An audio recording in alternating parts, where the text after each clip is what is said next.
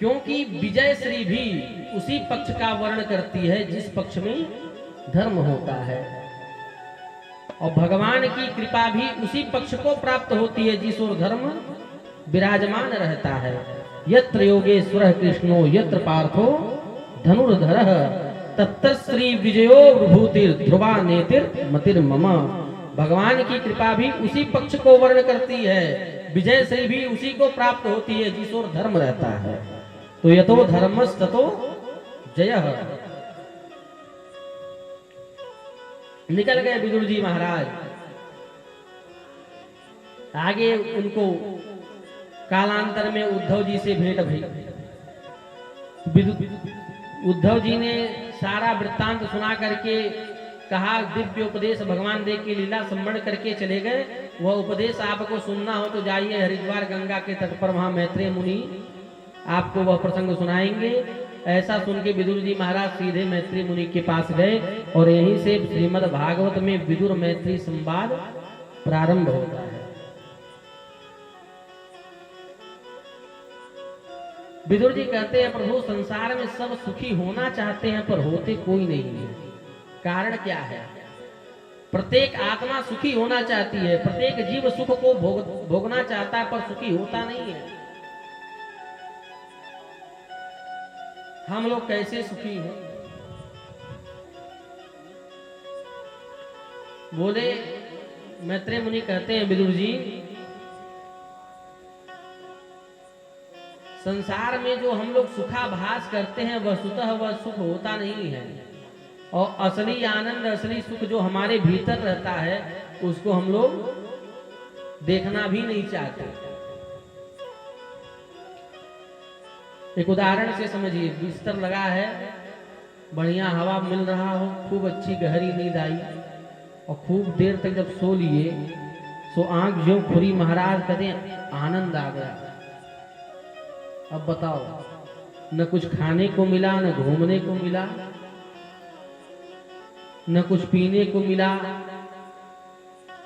कुछ भी नहीं मिला,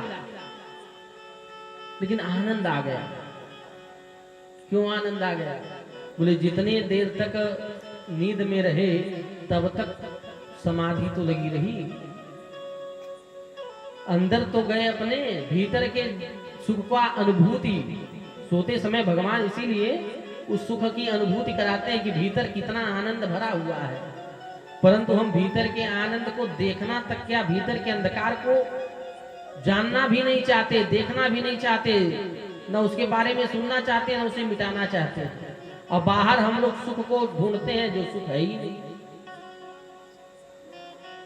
कितना भी हम लोग बाहर सुख ढूंढ लें, वस्तुतः सुख कहाँ होता है? पहले महात्मा लोग गिरी पर्वत कंदराओं में रहते थे, कोई संसाधन नहीं होता था, एसी पंखा कार कुछ नहीं रहता था, सुख के संसाधन नहीं थे, पर सुख की कमी भी कोई नहीं रहती थी। और आज जितने संसाधन जुटाना चाहो जुटा लो, पर सुखी वास्तव में कोई नहीं होना चाहता। किसी की शोक सभा में अगर 2 मिनट का मौन रखने के लिए कह दिया जाए कि मौन रह जाओ, तो 2 मिनट की कौन चलावे, 30 ही सेकंड बीतता है, सो आंख खोल के धीरे देखने लगते हैं, खुला सबका कि नहीं खुला। बोलो जय श्री राम। क्यों? बोले भीतर के अंधकार को जीव देखना नहीं चाहता। आंख बंद करता हो तो केवल अंधकार ही अंधकार दिखता है और कुछ नहीं दिखता। एक संत बड़ा अच्छा बात बतलाए। एक बार चर्चा हो रही थी तो बोले, भाई जीव का, जगत का और जगन्नाथ का स्वरूप कैसे समझ में आवे? बोले महाराज, हम लोगों के पास घोर अंधकार है। अंधकार का अर्थ अज्ञानता से है। कितना हम लोग के भीतर अज्ञानता भरा पड़ा है, उस अज्ञानता के अंधकार में कुछ नहीं दिखता जीव को। तो वह जीव जगत के स्वरूप को कैसे जानेगा, जगन्नाथ को कैसे जानेगा? तो बोले भाई, सबसे पहले और मुख्य बात तो यही है कि स्वयं को पहले मानो कि तुम्हारे अंदर अज्ञानता है। भाई बात सही है, कि अंधकार में तो कुछ नहीं दिखता है, जहां अंधकार रहेगा वहां कुछ नहीं दिखेगा, पर अंधकार तो दिखेगा हमें।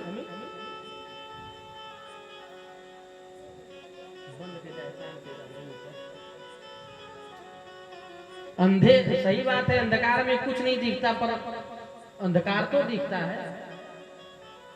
जहां कुछ नहीं दिखेगा पता चला अंधेरा है, तो पता चला, क्यों पता चला, आंख से दिख रहा है अंधेरा, तब तो अंधेरा पता चला कि अंधेरा है। परंतु एक इसमें और मजे की बात है, अंधेरा भी आंख वाले को दिखता है, अंधकार भी अंधे को थोड़ी दिखेगा, आंख वाले को अंधकार दिखेगा। तात्पर्य क्या है? बोले अपने अंधकार का, अपने अज्ञान का ज्ञान होना ही समझो आंख वाला है। सबसे बड़ा ज्ञान यही है कि मुझे अपने अज्ञानता का पता हो। कोई अपने आप को अज्ञानी मानता थोड़ा ही है। कोई किसी को कह के देखे तुम अज्ञानी हो, झगड़ा करने पे आ जाएगा। कोई अपने आप को अज्ञानी मानना नहीं चाहता। तो सबसे गूढ़ बात तो यही है कि सबसे पहले अपने अंधकार का, अपने अज्ञानता का जिसको ज्ञान होगा उसे ही अंधकार का पता होगा। तो जिसको अंधकार का पता होगा, तो जिसको आंख होगी वही तो अंधकार को देखेगा। तो जिसको अपने अज्ञान का पता होगा उसे गुरु में ज्ञान दिखेगा। अंधेरा भी आंख वाले को दिखेगा। तो जिसको अपने अज्ञान का पता होगा उसे गुरु के ज्ञान को भी समझेगा, और जिसको गुरु में ज्ञान दिखेगा उसी को जगत में भगवान भी दिखेगा। स्वयं अपने अज्ञान का ज्ञान गुरु के दृष्टि में ज्ञान, तब जगत में भगवान।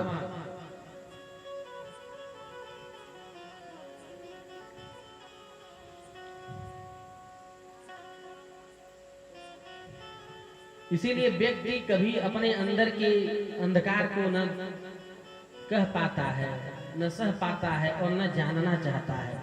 वस्तुतः भीतर केवल अद्भुत आनंद है, थोड़ा बहुत नहीं। जैसे पानी की परत होती है ना, पानी बहुत दिन तक अगर रखा रहे तो उसमें काई जम जाती है, और काई के नीचे जल ही जल है, पर दिखता नहीं। क्यों? जो परत अंधकार जो छिप रहा है। श्री हनुमत लाल जी महाराज जब निकले माता जानकी के खोज में, तो जब समुद्र के तट पर आए तो गुफा वाली कथा रामचरितमानस में विविध है, सब लोग सुने होंगे। सब भूख प्यास से व्याकुल हो रहे थे। तो हनुमान जी ने देखा गुफा है, गुफा में चिड़ियां कलरव करती हुई अंदर जा रही हैं। तो हनुमान जी ने कहा घबराओ मत, सब लोग खाने पीने की व्यवस्था इस गुफा के अंदर जाओगे तभी होगा। अब सारे बानर हनुमान जी को आगे करके पीछे खड़े हो गए। बोले महाराज आगे आगे आप चलो। क्यों? बोले सामने गुफा है, अंधेरा है, हमको तो डर लग रहा है अंदर कोई गड़बड़ ना हो। तो अंगद जी को आगे कर दिया हनुमान जी, तुम ही हमारे सेनापति हो, तुम ही आगे चलो। अंगद जी ने हाथ जोड़ दिए, सरकार हमारे घर में जितनी लड़ाई हुई है वो सब गुफा के चक्कर में भई है। हमारे पिताजी की, चाचा जी की जितनी लड़ाई हुई है वो गुफा के कारण ही हुई है। तो अपने राम को गुफा में न भेजो, उसी में कल्याण है हमारा। अंगद जी कह के कैसे कर सकते। परंतु जब हनुमान जी ने प्रतिनिधित्व सबका किया तो गुफा के अंदर ले गए, और जब गुफा के अंदर अंधकार को तोड़ते हुए जब आगे बढ़े तो स्वयं प्रभा के दर्शन हुए, उससे फल भी प्राप्त हुआ, जल भी प्राप्त हुआ, परम आनंद आया। ऐसी कथा सब लोगों ने रामचरितमानस में स्पष्ट है। तो जब ऐसे हनुमान जी कौन है? कृपा करो गुरु देव की नाई। तो हनुमान जी जैसे जब सच्चे सदगुरु प्राप्त होंगे तो वह अंदर के अंधकार को समाप्त कर देंगे, और स्वयं प्रभा का दर्शन भी होगा, निजानंद का दर्शन भी होगा, तृप्ति भी मिलेगी, और संसार का जो द्वंद्व है वह समाप्त भी हो जाएगा।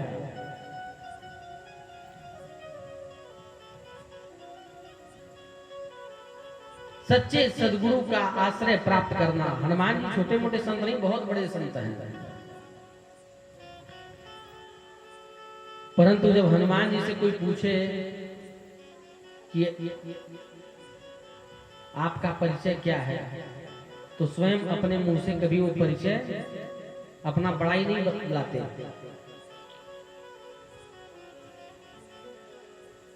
जब विभीषण जी लंका में मिले, हनुमान जी से परिचय पूछा हनुमान जी से कि आपका परिचय क्या है, तो क्या बोलते हैं, प्रात ले जो नाम हमारा ते ही दिन ताही न मिले। अरे हमारा परिचय क्या पूछते हो महाराज, हमारा कोई अगर सवेरे सवेरे नाम ले ले तो आहार तक नहीं मिलता, असमय अधम। अपने आप को कितना अधम बता दिया। असमय अधम सखा सुनो मोहू पर रघुवीर, कीन्ही कृपा सुमिर गुण भरे विलोचन। अपने आप को कितना झुक करके बतलाते हैं। तो संत वही है जो अपने आप को तो इतना छोटा बतलाएगा, और वास्तव में हनुमान जी कैसे हैं, अतुलित बल धामम। भगवान जी के पास इतनी शक्ति है जिसकी तुलना नहीं की जा सकती। अतुलित बल, अतुलित प्रभुता, थोड़ी बहुत नहीं, बहुत अपार शक्ति के भंडार है हनुमान जी महाराज। और केवल बल ही बल नहीं है, प्राय हम लोग अपने उदाहरण में देखे हैं तो जो बहुत अधिक बलिष्ठ होता है वो बुद्धि का बैल होता है, और जो बुद्धि के कुशाग्र होंगे वो बेचारे 1.5 हड्डी के दिखते हैं। और हनुमान जी के पास बल तो अतुलित है, और उसके साथ ज्ञान कैसा है, बोले ज्ञानी नाम अग्रगण्य, ज्ञानियों में अग्रणी है श्री हनुमान जी महाराज।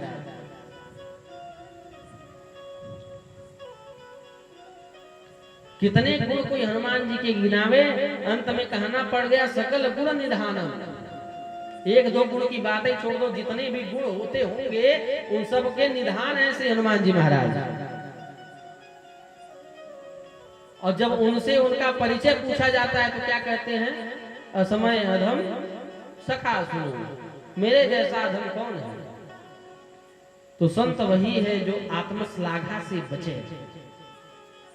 और कौन कौन से कार्य, दुष्टर कार्य हनुमान जी ने कौन से कार्य नहीं कर दिए।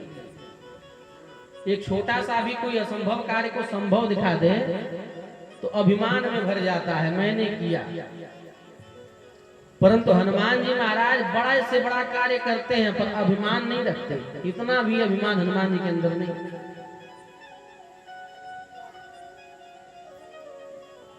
जब समुद्र पार करके सीता मैया का पता लगा के लंका को फूंक करके हनुमान जी वापस रामादल में आए,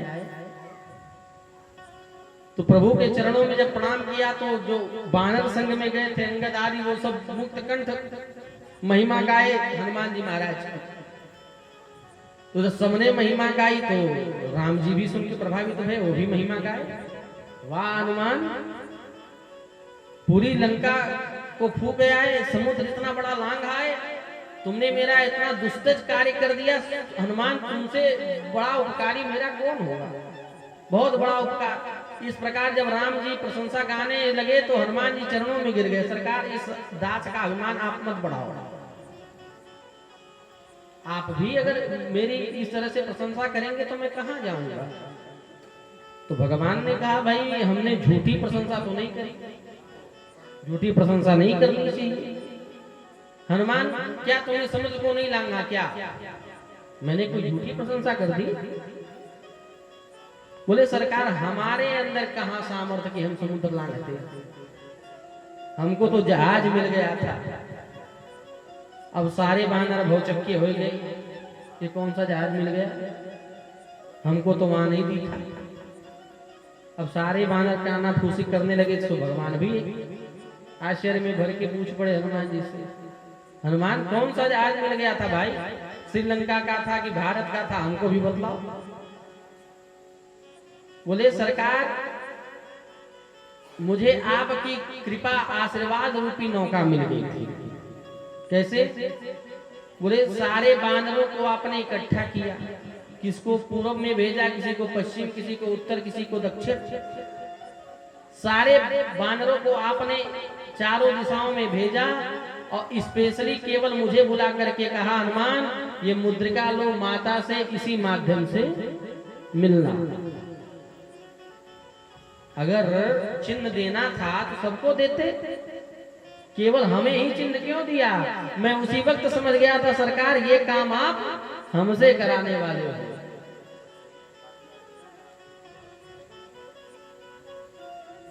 तो आपकी कृपा रूपी नौका पर मैं सवार होकर के इस समुद्र से लंका तक चला गया। इसमें मेरा बल कहाँ लगा? वो तो आपकी कृपा थी।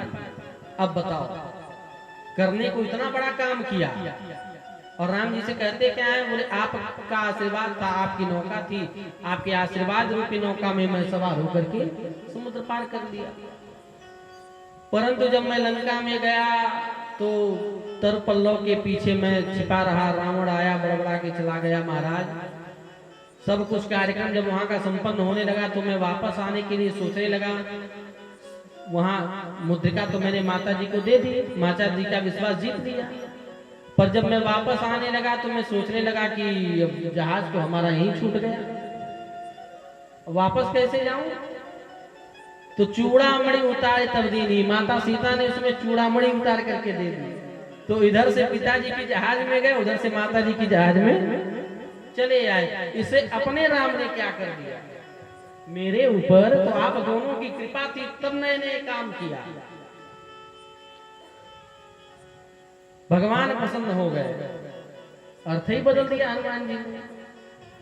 पर भगवान भी भगवान ठहरे, सोचे थोड़ी परीक्षा ले ही लें। वाह हनुमान, बहुत अच्छी बात है। चलो हम मान लेते हैं कि हमारे आशीर्वाद से ही तुम्हारा आना जाना हो गया, ठीक है, बात समझ में आ गई। पर इतनी बड़ी लंका को तुमने अकेले फूंक दिया, इसमें तो तुम्हारा शक्ति प्रदर्शन हो रहा है कि नहीं? भाई हमने तो पत्नी का पता लगाने के लिए पूछा था, ये थोड़ी कहा था जाओ किसी घर में आग लगा दो। ये तो हमने आज्ञा दे दी थी, तो तुम लंका में आग क्यों लगा दिए? अब हनुमान जी सोचने लगे तो हम फंस गए, तो कैसे बचे? तो बड़ा सोचे हनुमान जी, फिर कहते हैं प्रभु आज्ञा आपने डायरेक्ट नहीं इनडायरेक्ट दी थी। राम जी ने कहा क्या मतलब? बोले सरकार जब मैं पल्लव के पीछे छिपा था, रावण आया, बड़बड़ा करके चला गया, वो मैंने देखा। परंतु रावण के जाने के बाद त्रिजटा नाम राक्षसी एका, राम चरण रति निपुण विवेका। उसी समय भगवान की परम भक्तनी एक त्रिजटा नाम की राक्षसी आई और सारी राक्षसनियों को बुला करके स्वप्न सुनाना प्रारंभ कर दिया। सपने हो बोली सुनाए इसी सपना, सबको स्वप्न सुनाना प्रारंभ कर दिया। और त्रिजटा क्या कहती है? स्वप्न सुनो राक्षसनियों, मैंने स्वप्न देखा है कि एक बांदर आया, पूरी लंका को फूंक दिया। अब हनुमान जी चक्कर में पड़ गए कि हमारे टाइम टेबल में कहीं है ही नहीं, ये कहां से कह रही है? अरे भाई भक्त के हृदय से भगवान कहते हैं, तो ये कहां से कह रही है भाई?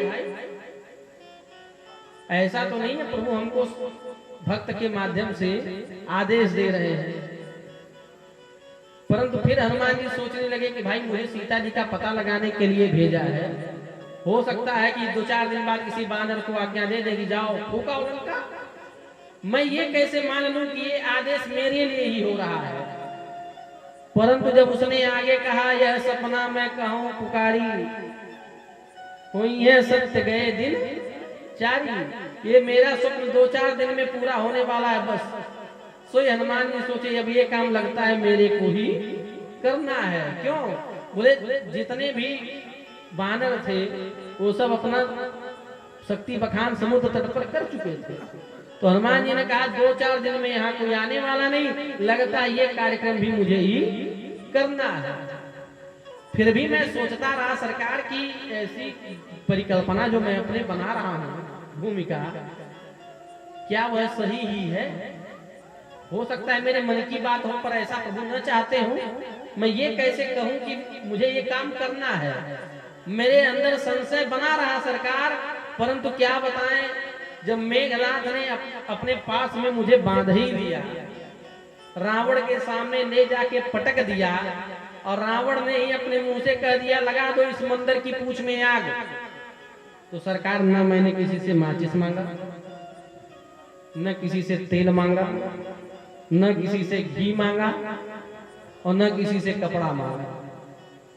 उन्हीं का कपड़ा, उन्हीं का तेल, उन्हीं का घी, उन्हीं का माचिस और उन्हीं की लंका। सरकार, मेरी पूंछ पर उन्होंने इतने कपड़े बांधे, इतने तेल के पीपे पटक दिए कि रहान नगर बसन घृत तेला, पूरे नगर में न घी बचा न तेल मत बचा महाराज, सारा तेल मेरे पूंछ पे पटक दिया लंका के लोगों ने और माचिस से फिर आग लगा दी। अब बताओ, किसी बंदर की पूंछ में आग लगेगी तो बंदर खड़ा खड़ा जलेगा?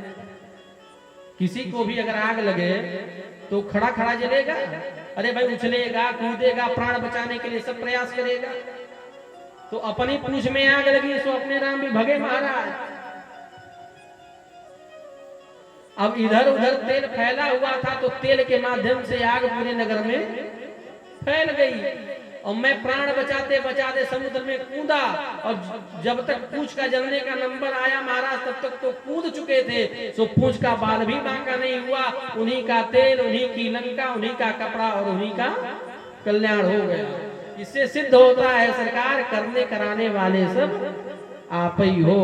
मेरा आपकी कृपा से सब काम हो रहा है, करते हो तुम कन्हैया मेरा नाम हो रहा है। तो हनुमान जी करते बड़े बड़े काम हैं परंतु बिल्कुल निराभिमानी रहते हैं।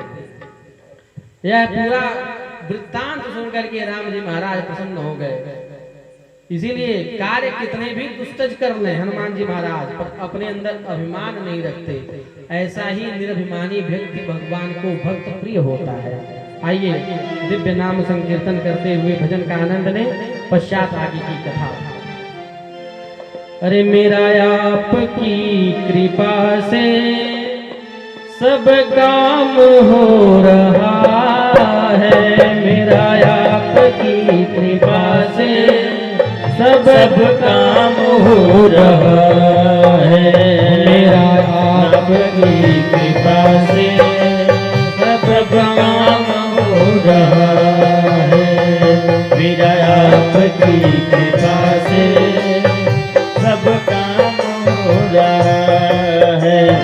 करते हो तुम कन्हैया, करते हो तुम कन्हैया, हो मेरा नाम हो रहा है, मेरा आपकी कृपा से सब काम हो रहा है, मेरा आपकी कृपा से सब काम हो रहा है।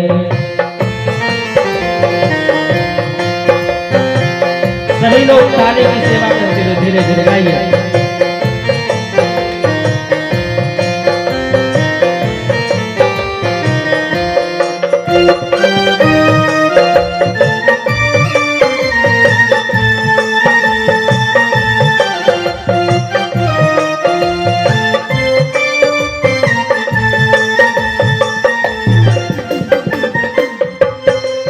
पतवार के बिना ही मेरी नाव चल रही है, पतवार के बिना ही मेरी नाव चल रही है, बिन मांगे कन्हैया हर चीज मिल रही है, बिन मांगे कन्हैया हर चीज मिल रही है। कन्हैया कन्हैया मेरे प्यारे मेरे मोहन, पतवार के बिना ही मेरी नाव चल रही है, पतवार के बिना ही मेरी नाव चल रही है, बिन मांगे कन्हैया हर चीज मिल रही है,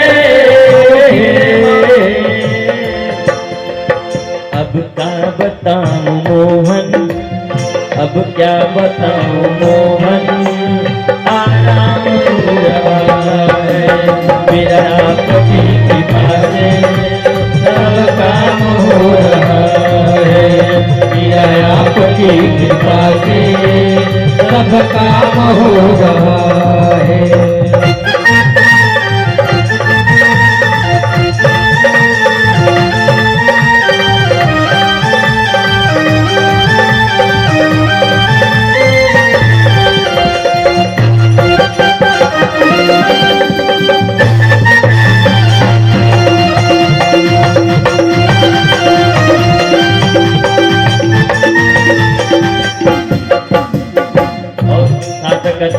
मेरी जिंदगी में तुम हो, किस चीज की कमी है, मेरी जिंदगी में तुम हो, किस बात की कमी है, तुझे और अब किसी की परवाह भी नहीं है,